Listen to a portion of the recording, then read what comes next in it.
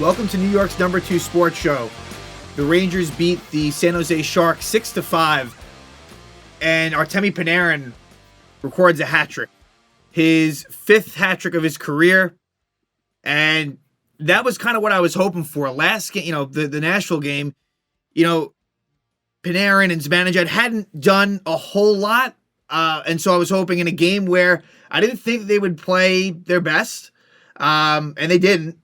They were able to come away with the victory against San Jose. And this game, didn't start out well for the Rangers. It got better. And the Rangers took a 6-3 lead, and San Jose made it very interesting. They scored a couple of goals, and Laviolette had to call a timeout. But hey, at the end of the day, the Rangers get the 2 points. And right now, that's all that really matters. I feel like the Rangers game, if we're being honest, has probably slipped just a bit lately, but nothing to be overly concerned about at all. Again, they're just finding ways, and to be 18-4-1 is really ridiculous.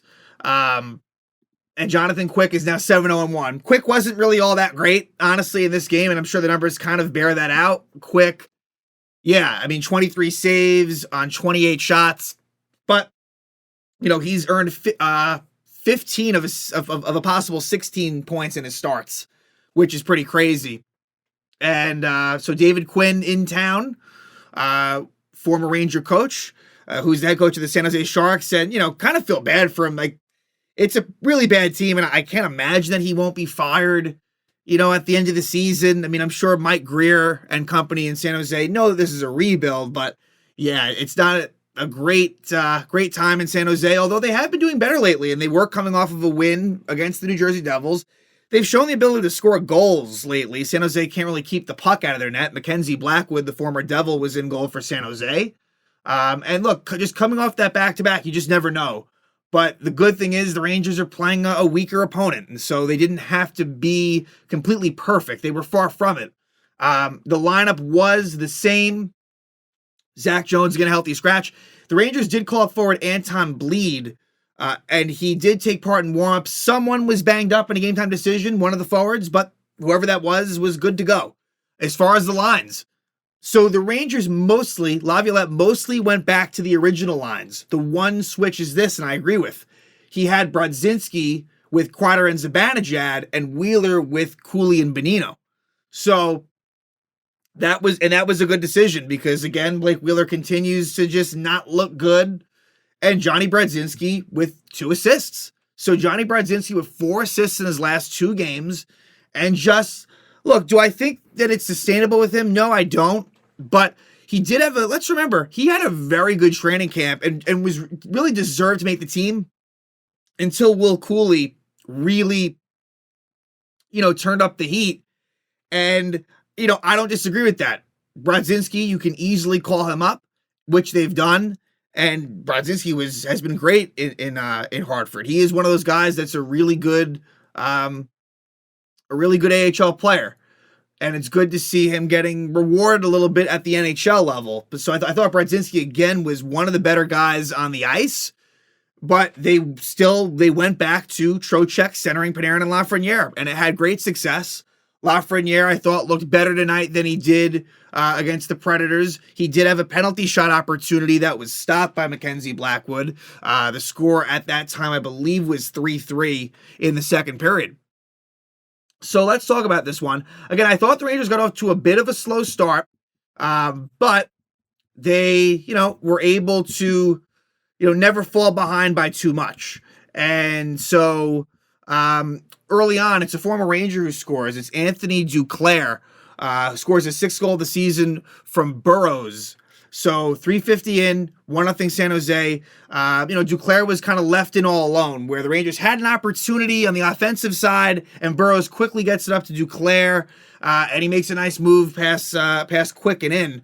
So it makes it 1-0 San Jose. Then at 5:49, San Jose takes a bunch of penalties in the first. And look, against the Rangers, you can't do that. Jacob McDonald high sticks Jimmy Vesey at 5:49. This was a bad Ranger power play. They don't score. But towards the end of it, and where Brodzinski deserves credit, Eklund hooks Brodzinski at 7:55. And on this power play, the Rangers do score. It's Panarin, his 13th goal of the season from Zibanejad and Fox. Panarin just takes a shot from up top, A lot of traffic. Blackwood never sees it, and it's a goal for Panarin. Ties it up at 1. Then at 12:21, former Ranger Ryan Carpenter, who was on the Rangers last year, scores his first goal of the season from Jan Ruda. Not a great goal by Jonathan Quick. And there was a turnover. Again, the defense wasn't great either, but this is one that Quick should have stopped. But it's a goal for Carpenter, makes it 2-1. But 34 seconds later, Panarin scores again. His second goal of the night, 14th goal of the season from Trocheck and Lafreniere. So this is a Trocheck wraparound, and Panarin crashing the net. And 2 of the 3 Panarin goals were him crashing the net, which you don't always see. And I'm very happy to see it. And Panarin just, gets a greasy goal. And so that makes it 2-2. And then at 16:42, Mika Zibanejad gives the Rangers a 3-2 lead. It's his 6th goal of the season from Kreider and Brodzinski. Brodzinski with some nice work. Gets it to Kreider, makes a really nice pass, and Zibanejad just threads the needle and gets it over the glove of Blackwood. Gives the Rangers a 3-2 lead. And then Ryan Carpenter holds Panarin at 17-13, but the Sharks would kill that off. So we go to the second period with a 3-2 Ranger lead. And it was like, again, I didn't think that was a great period for the Rangers, but they come away with it winning. We jump to the second. And in the second period, Zibanejad is called for tripping Tomas Hertl at 7:17, and Jacob McDonald scores on the power play, his 4th goal of the season from LeBanc and Hoffman. And this was as the power play was about to end. There was like a second left in the power play. That's been a thing lately where I feel like the Rangers penalty kill has been good, but they've given up some just late goals on those power plays, and McDonald scores, ties it up at 3. Then you have that Lafreniere. 10:16, Lafreniere was tripped on a breakaway, but it's stopped by Blackwood. At 11:32, Will Cooley is called for goaltender interference. He's had a habit for taking penalties lately, but not only do the Rangers call it off, but Cooley himself scores on a really nice play by Nick Bonino. Cooley scores his 4th goal of the season from Bonino and Trouba.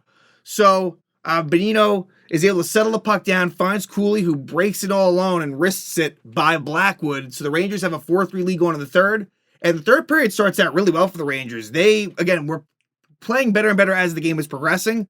And at 4:41, Panarin gets the hat trick. His 15th goal of the season from Trocheck and Brodzinski. So a couple assists for Vinny Trocheck, who's just been an absolute tear. Like I said, a couple assists for Brodzinski, and the hat trick for Panarin on another play where a rebound opportunity in front of the net, and Panarin is there to score. Again, in previous years, we may not have seen that from Artemi. So that makes it 5-3. Rangers continuing to play well, score another goal. At 13:04, it's Keandre Miller, who has gotten into this goal-scoring act of late. It's his 4th goal of the season from Panarin and Trouba. So give Trouba a couple assists. I thought Jacob Trouba had a really steady, solid game. And Panarin, now that's 4 assists. 4 points on the game. Not just the hat trick, but another point for Panarin. And Miller with the goal makes it 6-3. But San Jose, not so fast. This game got interesting. Zetterlund scores his 7th goal of the season from Granlund and Duclair at 14:38. And then a minute and 20 seconds later, Barabanov left alone right in front of Quick, scores his first goal of the season from Addison and Hertl. So it's 6-5 just like that. And Laviolette calls a timeout, settles it down, and then the Rangers do a nice job of finishing out the rest of the game. They hold on for the 6-5 victory. They are 18-4-1, which again is ridiculous. And look, it's not as if they're playing, lately it's been imperfection, but they're coming away with the points. And now they will head to Ottawa to take on the Senators. And Ottawa is 9-10. They did win their last game versus the Kraken, but it's been a very underwhelming year for the Senators, who, there was a lot thought of them. I know they haven't made the playoffs in a little bit, but there was a lot thought of the Sens heading into the season. They're not a bad team, but they haven't done all that well. So that'll be an interesting test going to Ottawa. It's a light week for the Rangers. They don't play until, after that game, they don't play until, I believe, Saturday. So this is the one game, as far, until the weekend that they play. So hopefully it works out for the Rangers versus Ottawa. They take care of the back-to-back yesterday, beating the Predators 4-3. Tonight, thanks to Artemi Panarin's hat trick, they beat the San Jose Sharks 6-5.